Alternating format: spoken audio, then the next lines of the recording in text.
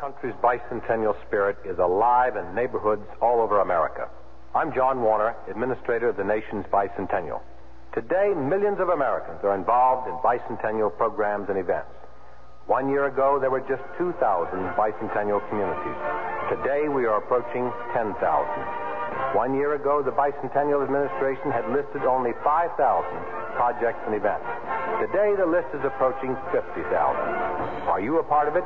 Do you want to learn more about your bicentennial? Then subscribe to the Bicentennial Times. It's free. It's the national bicentennial newspaper. It tells who, what, when, where, and how about our 200th anniversary celebration. To receive your free copy, write to me, John Warner, Bicentennial Times, Box 1976, Washington, D.C., 20276. It's free. Join us. WFAA, Dallas, Fort Worth. The CBS Radio Mystery Theater presents...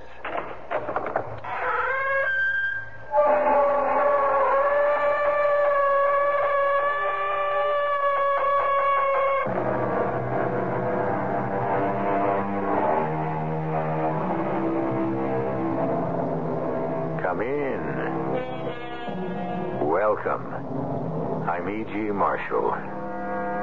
The difference between man and animals, said Voltaire, is that man knows he will die. Animals have bodies, brains, instincts, and desires as we do, but they do not have our fiendish comprehension that we are finite. That one day, tomorrow, or the next, this year, or the one after, in this century, or the following one, our bodies, brains, instincts, and desires will have perished. Of course, that is why we seek so desperately to convince ourselves of the truth of reincarnation, the promise of a life beyond this one, of some kind of immortality, to soften the implacable reality of death. The house has whispers in it. Too bad. Really, Elaine. Really too bad. They mutter to themselves. What have I done to deserve this? Sometimes they shout. It's your fault. It's not mine, it's yours. Shut up, both of you. Who would think they'd still be talking after all these years?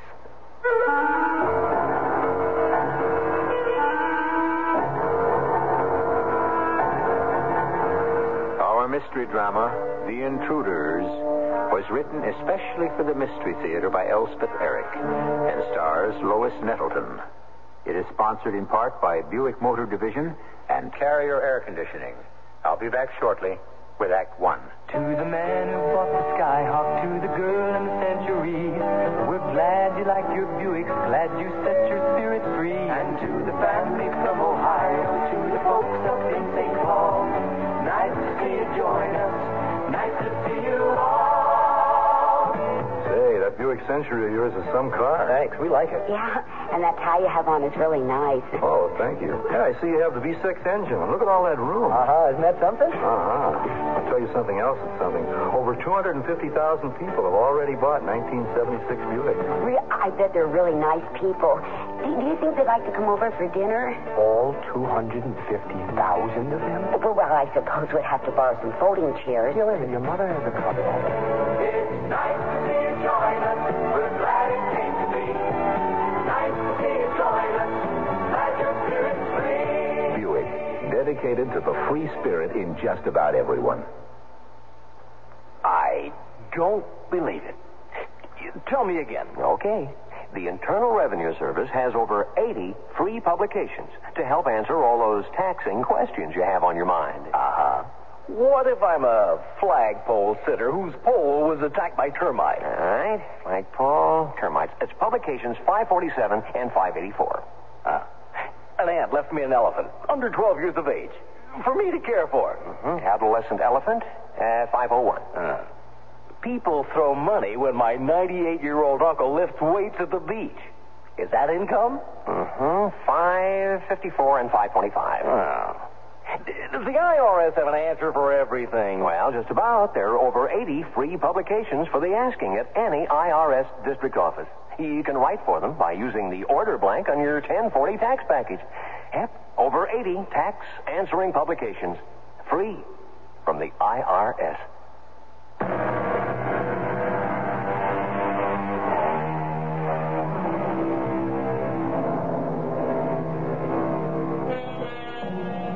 We all have minds, instincts, and desires.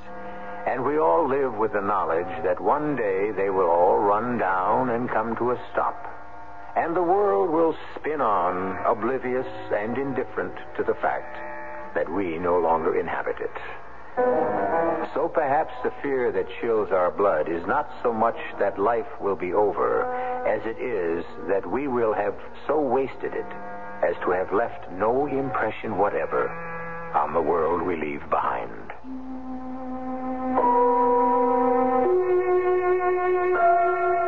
I walked the last half mile or so to the house because I wanted to come to it alone. I had dreamed of it nearly every night for 7 years. The serene old house, standing under great elms and oaks, built of the mellowest old field stone dug out of the resisting earth that surrounded it. And now, as I walked up the path and saw the front door, painted a soft olive green, the great brass knocker shining softly, I knew that I had done the right thing. I had come home. I pushed the door open. There was the great wide entrance hall. There was the gently curving staircase with its polished mahogany balustrades leading to the floor above, where now I was certain I would find my old bedroom just as I'd left it. Yes, I had done the right thing. I'd come home. I started toward the staircase, anxious to see my old, my own, my so familiar room with its long windows opening onto the gardens, its four-poster bed all hung in muslin, its tiny fireplace crouching like a cat in one corner. All would say, "Welcome home, Elaine. We're glad you've come." I had one foot on the first stair when something happened. I heard whispers. Very soft whispers. So soft I couldn't distinguish the words. But one thing was unmistakable. I was not alone in my house. I had come home. But to what? Such a bother. It's too bad. It really is too bad. Why did it have to happen just now? When everything was going so well. Why did it have to happen to us? It's really too much. It's a shame. That's what it is. Yeah, it's a shame. Who had taken over my house? Who had dared to move into my house? Who was intruding on my property? We have to do something. Don't both of you look at me. I don't know what to do. I hope you don't think I do. Well, you certainly don't think I do. Now, let's not fight among ourselves. Look, let's put our heads together and think what to do. Yeah, we have to figure out something. Yes. Everything was spoiled. Strangers were in my house. 3 of them, it sounded like. They had broken into my house, and now they were upset because I'd come back to claim it. They must have seen me coming up the path, heard me open the door, walk in. And now they were trying to decide what to do next. She's so young. That's not the point. I know, but she can't stay here. Where can she go? That's what we have to figure out. She's so young and so frail. Such a little thing. The voices were coming from the front parlor. I made up my mind. I would simply confront them. Tell them that I had come home to my own house and they must leave. Who's going to tell her? Not I. Yes, certainly not me. You don't expect me to. You're the logical one. You can't make me do it. I won't. The door to the front parlor flew open and a woman rushed out. I braced myself against the post and tried to summon my courage, to find my voice. But everything was happening so fast. The woman hurrying straight towards me, the 2 men after her. You have to. I won't. You can't expect us to do your dirty work for I you. won't. I won't do it. Do you know what happened then? The woman rushed right past me and up the stairs. She took no notice of me at all. In utter astonishment, I watched her run up the stairs to the 2nd floor. I was trembling all over. Everything was being spoiled. I'd come home, and now my home was not mine. It was filled with intruders. I turned to see what the others, the two men, were doing. The door to the front parlor had closed again. They must have gone back in. I tiptoed across the hall and put my ear to the door, and I could hear them talking. It's up to you. Why not you? You're the head of the house. Not when it comes to things like this. Oh, you mean not when it comes to whatever you don't feel like doing? That'll be enough out of you. I am not going to argue with you. The door suddenly opened, and one of the men came out. He was rather young, which surprised me for some reason. About my own age, I would suppose. Handsome, with black hair and blazing eyes. I couldn't help but admire him. He strode angrily out of the room into the hall and slammed the door behind him. I watched him dash upstairs, 2 steps at a time. Perhaps to comfort the woman. Perhaps to enrage her further. Now there was only one of the intruders left.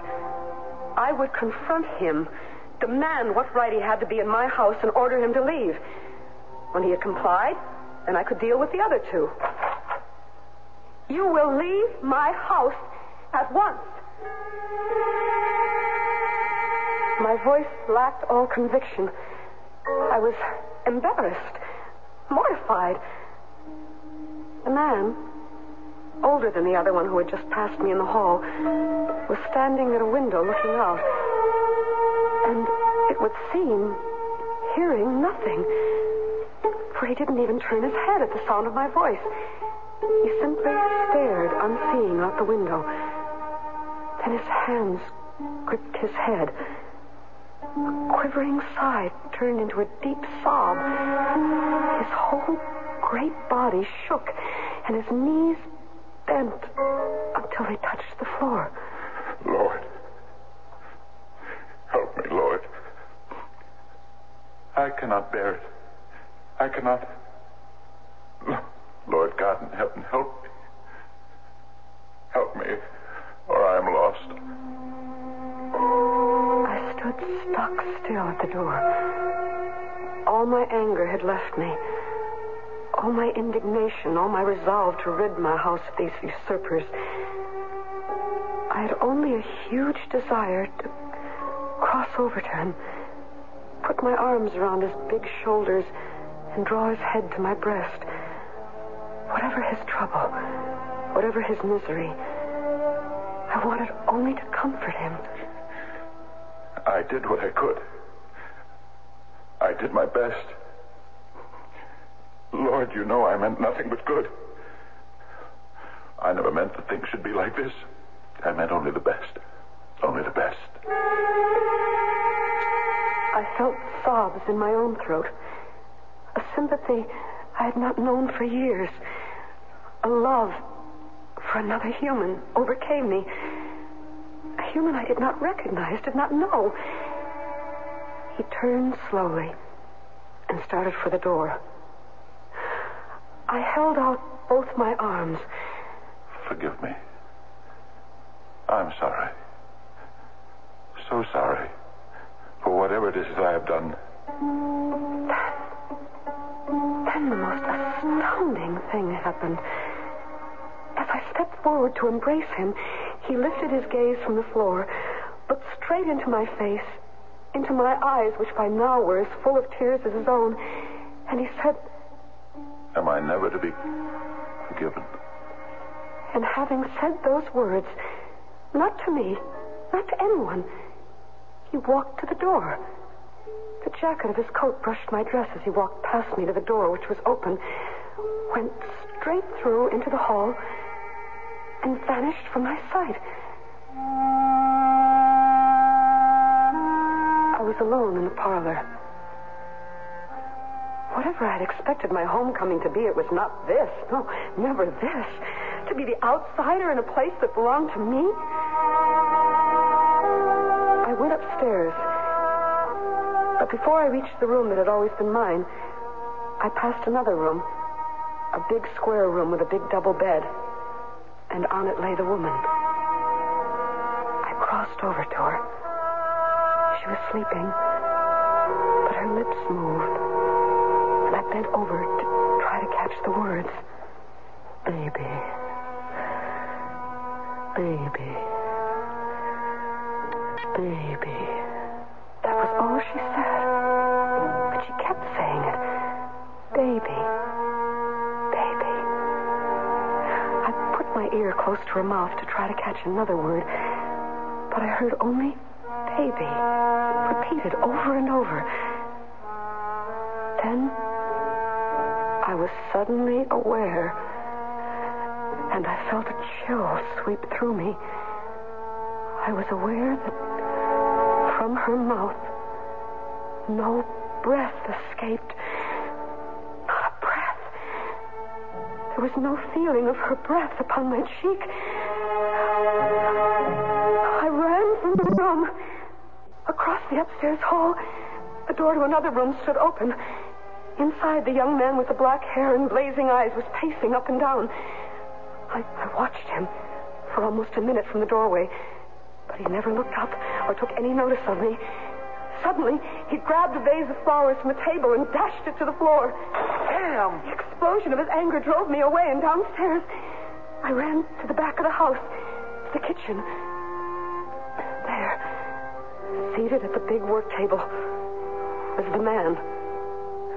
Not crying now, not making any sound whatsoever, but staring straight ahead with eyes that were bleak and passionless. He did not move as I entered the room. His big hands lay side by side on the table, palms down. Love and pity stirred me. I moved to where he sat and put both my hands over one of his. Still, he did not move. How could he not move, I thought. Then I realized that his hand, his big hand that lay in both of mine, had no substance at all. It was as though my hands held air. I touched nothing. I held nothing. The hand, big and strong and firm as it appeared to be, was nothing. And then I knew. Certainly and surely, I knew that I had come home to find my house inhabited by ghosts.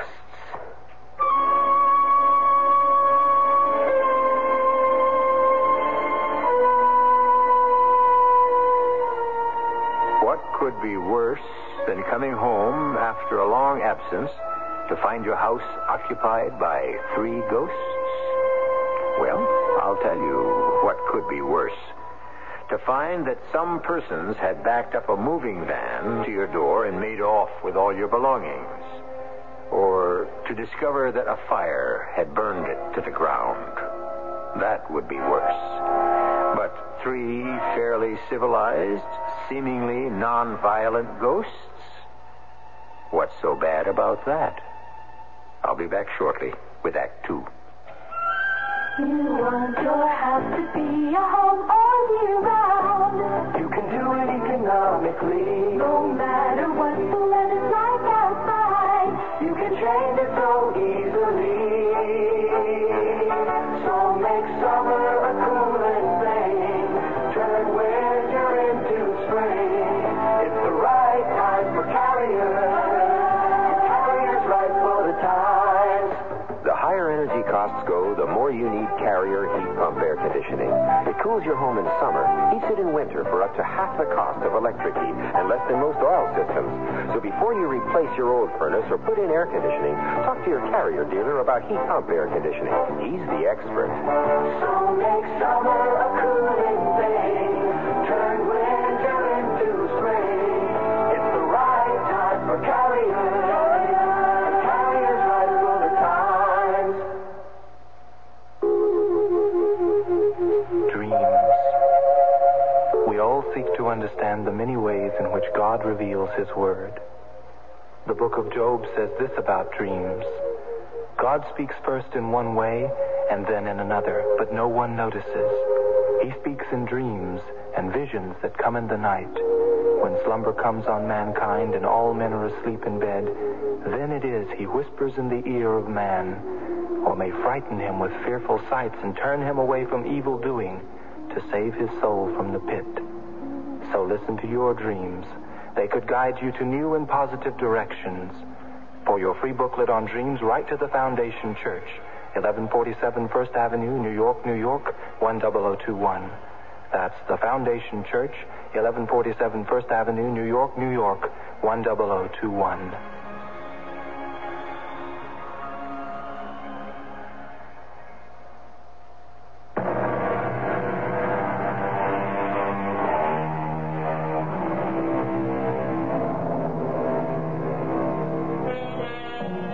Our heroine, Elaine, has returned to her home. The home she firmly believed to be hers, and finds it tenanted by 3 people. Or what she believed to be people, but who she has now decided must be ghosts. There is the lady ghost, whose sleeping breaths cannot be felt upon Elaine's cheek. There is a young male ghost who cannot hear Elaine's knock upon his door. And finally, there is a gentleman ghost whose hand Elaine cannot feel when she takes it in both her own. Feeling perplexed, but strangely not in the least frightened, I went upstairs. I opened the door just as I had opened it countless times before and went in. I heard something. To my astonishment, to my infinite delight, there was a fire burning in my tiny fireplace. How could this be? Had the 3 unhappy and quarrelsome ghosts been expecting me? Was it their way of saying welcome to the owner of the house? I sat down in the Windsor rocking chair that I remembered from long ago. Why, it even creaked in the old familiar way. How sensitive my ghosts must be to know that I would be disappointed if anything had changed, if my rocker did not still give off its well-remembered, its well-beloved little squeak. So, borne gently and sweetly into my own past, lulled by the creaking of the rocker and crackling of the fire, I drifted off to sleep.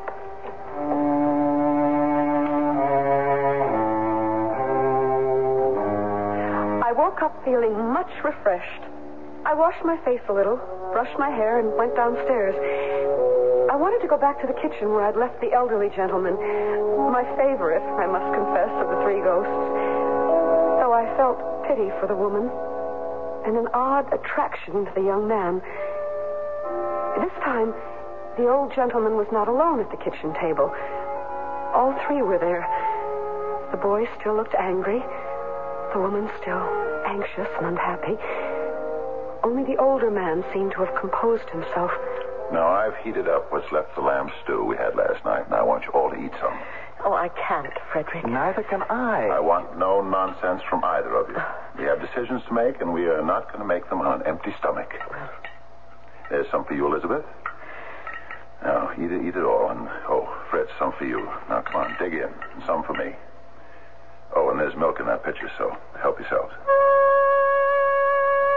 As they started to eat the stew and drink the milk, I found that I was hungry, too. It had been hours since I'd eaten. There was a 4th chair at the table. What harm could it do if I sat down with them? It would be cozy. It would be nice. And there was always the chance that one or more of them would notice me, speak to me, make friends with me. I picked up the old bent wood chair, sat in it, and inched it towards the table. No one looked up. They kept right on eating. Seems I was hungry after all. Of course you were. Didn't think I'd ever want to eat again. Not after this morning. That was dreadful. I don't think she even knew who I was. Well, the main trouble is this house. Yes, the house. She loves it. Too much. Yes, too much. talking about? This house. That must mean this very house in which we were all sitting. My house. My very own cherished house. And what did they mean? I loved it too much. And that was the trouble. Is that what they were saying?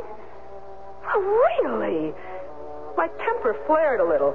After all, I was mistress of the house. They were simply guests, and uninvited ones at that.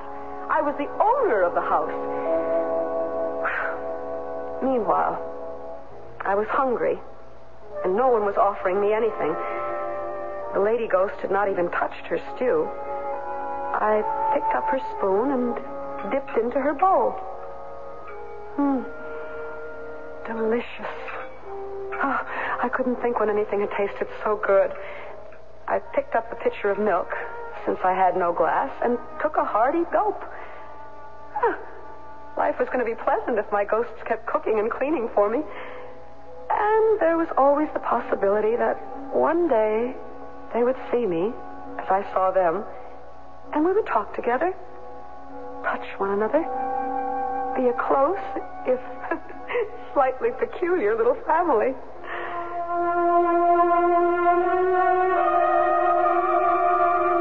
I watched them finish their luncheon.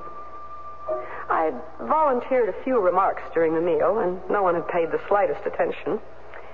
It was clear that I had not yet found a way to communicate with ghosts. I'll clear the table. I'll help. No, let Fritz do it. Oh, all right, Fritz. Okay. See there now, Mother? You did have an appetite after all. You ate a whole bowl of lamb stew. I hardly touched it. Seeing's believing. Well, I didn't know I was doing it, I swear. I could hardly hold back a giggle. The lady didn't know I had eaten all her stew. How long, I thought, will I have to go on sneaking food from their plates? How long before they would notice it?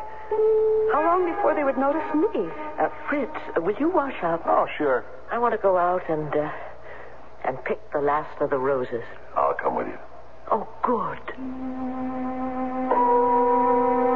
Those two must be husband and wife, I thought, as I watched them go out the back door, hand in hand, walking a little wearily, leaning each one a little on the other for support. I lingered on in the warm, bright kitchen, watching the handsome boy ghost at the sink. I wanted to touch his wavy black hair where it curled down the nape of his neck. I wanted to kiss the long-fingered hands that held the dishes under the running water, scrubbed and then dried them and put them away. But I soon tired of watching his brooding face, and I remembered the elderly couple who were by now wandering among the roses. My roses. There had been vases of them in every room of the house. It had been a vase of roses that this grim young man had dashed to the floor. I would go out and see my roses again. There they were. She with a basket over her arm. He with a pair of clippers carefully snipping off the roses. The pink, the yellow, the white, and placing them in the basket she held. I fairly danced up to them. I felt I loved them so. Surely in this garden spot they would see me and know me. But they simply talked quietly to each other. The yellow ones are almost finished. Yes, and the white. The yellow are my favorites. Well, we'll put in more next year. We always do that. But what for? One never knows. You may be right. Oh! What? Hurt yourself? Just a thorn. Oh. Well, you should be more careful. Andy went on cutting the flowers and putting them in her basket. She put her injured finger in her mouth for a second or two, then went on arranging the roses. The pinks together, the whites together, the yellow. Oh! What now? I did it again. Oh, really, Elizabeth? This time she held out her finger for him to look at. I looked too, and what I saw bewildered me more than anything that had gone before. From her finger, which she held up to him as piteously as a puppy with an injured paw, from her finger fell drop after drop crimson blood. Blood. My ghosts could bleed. I told you to be careful. I know you did. I just wasn't thinking. It's hard. I know, my dear, I know. But I don't want you hurting yourself. How can I be hurt any more than I've already been hurt? Tell me that. Well, I hurt too, you know. I do know. We've all been hurt. We're all bleeding. Yes. Let's go back. We have enough roses. I followed them as he tenderly shepherded her toward the house, stopping now and then to comfort her and dry her eyes. What was troubling my ghosts? What was the deep unhappiness that depressed them? I ached with sympathy for my newly adopted family. The doctor's here. The doctor? Mm-hmm. He wants to talk to you both. Is it good news, or... He wouldn't tell me. He wants to discuss something with you. What? A possibility, he said. What possibility? A possibility of what? He wouldn't tell. He wants to talk to you. We all went into the house, through the kitchen, into the front parlor, where sat a strange man. Small, undistinguished, with gray hair, a parchment skin, and the bluest eyes I'd ever seen. Pale blue they were, but penetrating, bright, and somehow kind. I'm glad I found you in. You have news for us, Doctor. In a way, I have. She was asking for you this morning. For me? Did she... She asked for all of you. By name? Did she seem to remember... Not everything, no. But enough. Enough to give you hope? Well, I should think so. Oh, Doctor. She seemed concerned about 3 of you. I must say it was a happy thing for me to hear. When I saw her early this morning and she asked about all of you, spent some extra time with her. I asked her if she'd like to come home. Come home? Could she? That would be wonderful. Well, I had to talk to you about it first, of course. But if she's well enough... No, she's better. She's improved. Then why not? Now, I want you to talk it over between yourselves. There's nothing to talk over. What are we waiting for? Let's go get her. Not so fast. I insist that you sleep on it. Then in the morning, if you're all agreed, come see her at the sanitarium. If all of you are like-minded, you can bring her home. Oh. Now, I think perhaps we're taking chances, but then we never chance anything. We never gain anything. Am I right?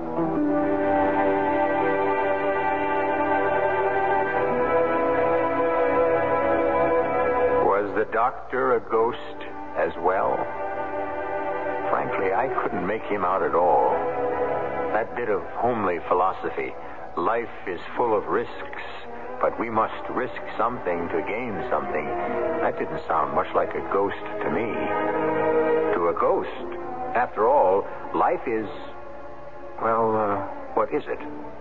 Something they've lost? Or is it something they found? Or is it something in between? Allstate asks, do you own a small business? Go over these questions with your present group health and life insurance agent. If your agent doesn't say yes to every one, then talk to the good hands people. First question. Does your present group plan cover all x-rays and lab tests other than in routine physical exams? If not, talk to the good hands people. Does your present group plan provide disability income protection to help replace your employees' paychecks and yours? If not, talk to the good hands people.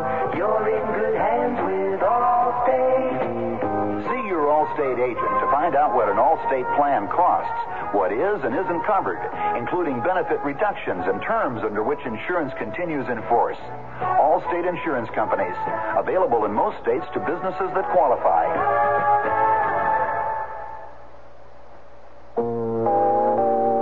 Who's gonna help a child to walk, make someone's dreams come true? Who's gonna help someone talk. Easter seals and you will be working all year round. Someone to count on too, and who will never let them down. Easter seals and you.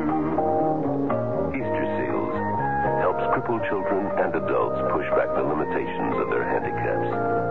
Helps them to enjoy the good life. Miracles still happen, and you make them. Easter seals and you. Give to Easter Seals. Easter seals and you. Give to Easter Seals Easter seals. for crippled children and adults. Easter seals.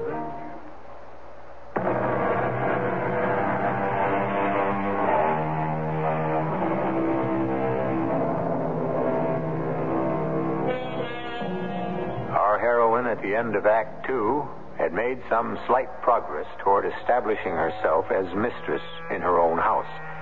She had met the 3 ghosts who dwelt there, though clearly they had not met her, being apparently quite oblivious of her presence. Still, she had developed real feeling for them, no matter how they ignored her. She had touched them, though they did not react. She had even sat down to luncheon with them.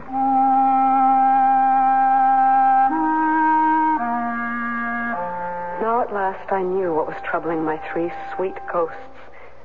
Someone they all loved, a woman, a girl, was very ill. And now they were going to bring this invalid home to my house. Perhaps they'd chosen my house so that she would have a particularly lovely place to come to after the sterility of the hospital.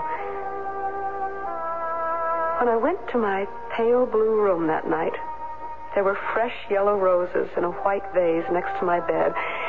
And surprise of surprises, my bed had been turned down. The blue and white coverlet had been neatly folded across the foot of the bed. The pillow and its embroidered slip had been plumped up at the head, and the turned-down corner revealed the loveliest of linen sheets. I laughed aloud in my great joy. My new family was about to be complete, and all of us would be very, very happy together. In the morning, I came downstairs to find them chattering excitedly. Fritz, we've decided you should not stay here. Why? Because 3 of us might be too much company for her. You know how she's behaved those other times. Oh, but Frederick, this time will be different. Remember what the doctor said. It's only a chance. That's more than we've had before. All right. Fritz, you go over the whole house, and if you see anything at all, any bit of dust or piece of scrap, everything must be absolutely perfect. And be sure there's food in the icebox and plenty of soft drinks. Fritz will take care of everything. Everything. Now, don't excite yourself. How can I help it? My baby is coming home.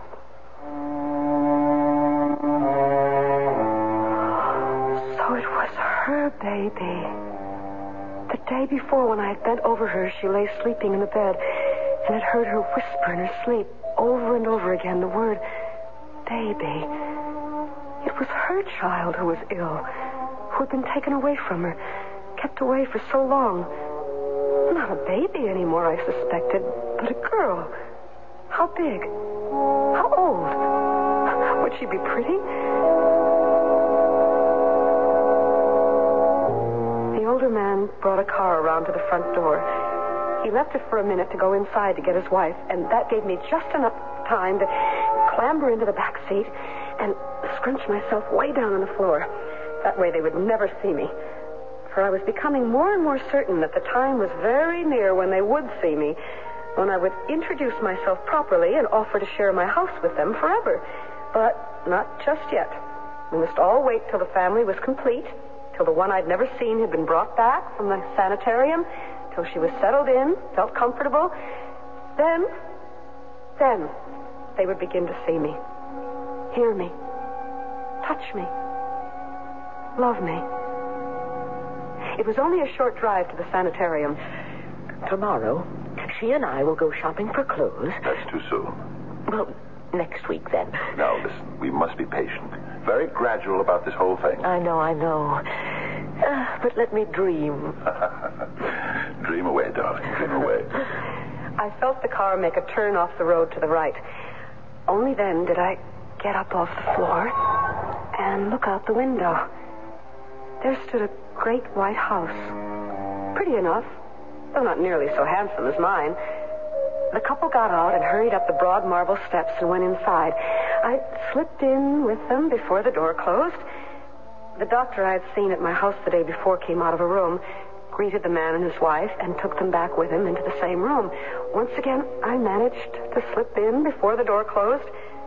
I hid myself behind a chair. Please, sit down, both of you. Yes. Thank you.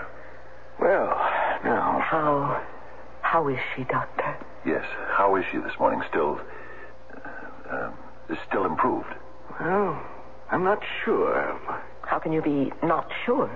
You talked to her. She still wants to come home. We have everything ready for her.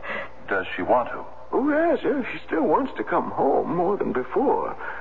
Well, then. Well, wait.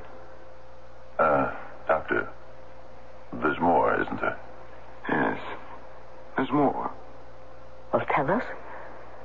Well, she's anxious to come home, very anxious, but her attitude toward all of you... Yes. You said yesterday she was concerned for us. That's changed? Yes, sir, it's changed. Changed back. What? Back to what it was. To what it was when she first came here. Oh, no. It can't be that She hates us. She wants to kill us. Oh, no. Now, love and hate live together. You understand that, don't you? They live side by side in every human being. There is never just love, never just hate. Now, we have a glib-sounding word for it. Ambivalent. It sounds so impersonal, so technical. But believe me, its substance is anything but impersonal. It is a state of being that rips us apart every moment of our lives. It is the condition that brings great joy and great sorrow. A condition that rules us, confuses us, threatens to destroy us. It is, to put it briefly, it is the human condition. But what does all this mean? It means that Elaine is capable of loving you very greatly and hating you just as much. You see, there is an imbalance in her, so she rocks from one side to the other, unable to regulate her feelings. Now, if she goes home with you, you must bear this in mind. If she comes home with us. I wasn't paying much attention to what anybody said, especially the doctor, whose talk I didn't understand at all. Crouched as I was behind the chair, I simply wanted the whole thing to be over with, for them to be united with their darling girl and bring her back to my beautiful home so that we could start being a family. Yes? What's that? Oh, I understand. How long ago? Well, no, that's not too bad. No, I'll hold everything. I'll be right out. Excuse me, will you? Of course, Doctor. Was that call... Did it have to do with Elaine? Yes, she's wandered off somewhere. They're looking... No, they're looking for her now. Don't worry. She's still on the grounds. I'll be right back. I was beginning to get impatient. I was exhausted by my efforts to become part of their lives, to make them realize who I was and what I was and how important they were to me and how important I must become to them. I went up to them. I put my head in his lap. I took one of her hands in mine, and I kissed it over and over. Then the door opened. Doctor? What is it? I hardly know how to tell you this. What is it? Your daughter is dead. No! Dead? She drowned herself. There's a little pool on the property. No, it's not deep. She must have drowned herself purposely. I can't think how she managed it. She's dead. I'm so very sorry. Oh.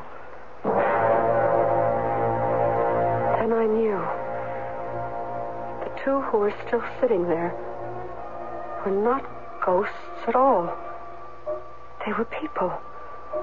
Flesh and blood people. Real people. Very real now in their grief. They had come all this way to fetch their daughter home, and she was dead. She had drowned herself in a little pool. I looked at my hands. There was water on my hands. And my hair was drenched in water. So very sorry. I wish there was something. There's nothing, Doctor. It happens sometimes when a patient feels the beginnings of his own recovery. Starts to feel afraid of what may lie ahead. Yes, I suppose. We see it rather often. It's hard to be sane. And they know it. We'll go home now, Doctor. You'll let us know when to come back and get her and take her home. The doctor nodded his head, and the two people left. Slowly, walking slowly, out to the car, getting into the car and closing the door. I hardly knew what to do. In what relationship did we stand now? If they were living people, what was I? Clearly, I had been confused in my analysis of the whole situation. They were real people, and I was nothing more than a ghost. I still loved them, and I could not desert them. I slipped back through a back window and crouched down on the floor. They didn't say a word to each other all the way home. I had no idea what I was to do next. The boy I had thought to be a ghost and now knew was as real as the other two came out to meet them. And my heart was wrung with pity when I saw the look on his face. He had expected her to get out of the car, not just them. And I wanted to run to him and say, but I'm here. You see, I'm right here. I'm really here. Only, of course, I couldn't do that. Because I was only a ghost.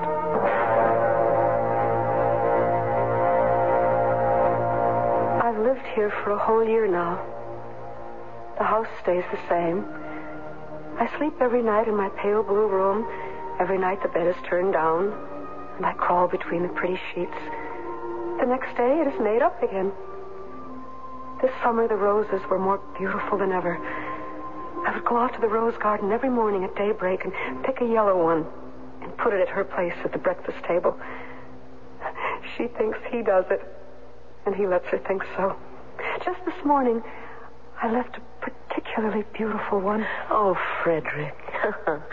You've done it again. My yellow rose. Oh, that. I don't know how you manage. I never hear you sneak out. Well, you're always asleep. She loved them so. The yellow roses.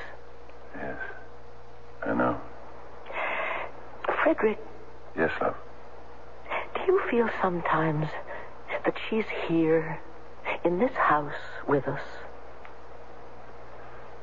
Many times. So do I. I'm staying on. The boy has gone away to school, and they really need me.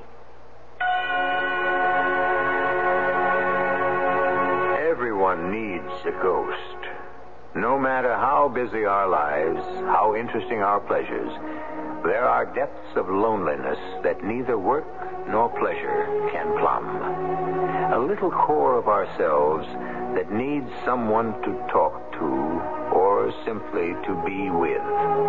Who can fill this need better than an understanding ghost? I'll be back shortly. If I could leave one thing with you when I leave this earth, I'd like to leave a bright blue sky as my gift to all mankind.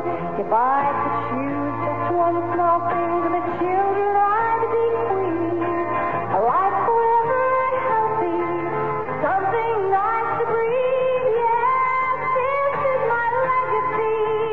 This is my prayer. Most of all, I'd leave you all with a breath of your fresh air. Air pollution is a man-made product that grew up in a machine age, the result of a means to an end. But the end must change if we're to continue breathing. We can clean up the air, perhaps even in your time, but we need your help. Won't you? Join with your lung association in the fight against air pollution. It's a matter of life and breath.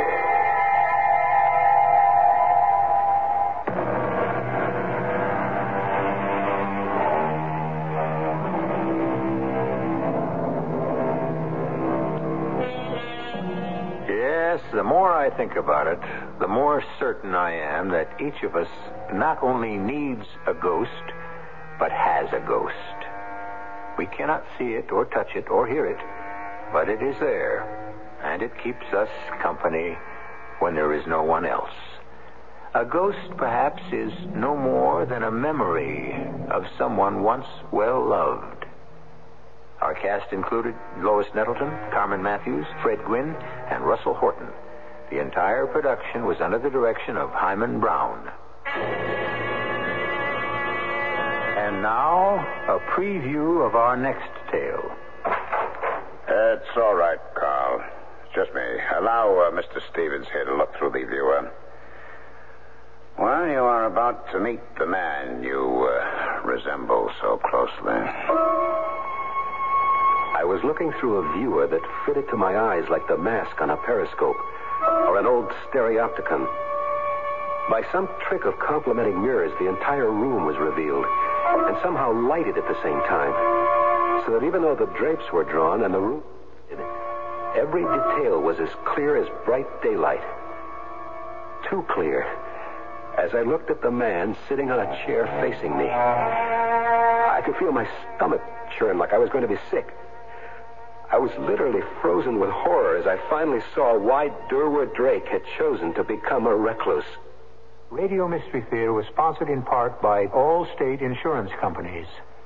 This is E.G. Marshall inviting you to return to our Mystery Theater for another adventure in the macabre. Until next time, pleasant dreams.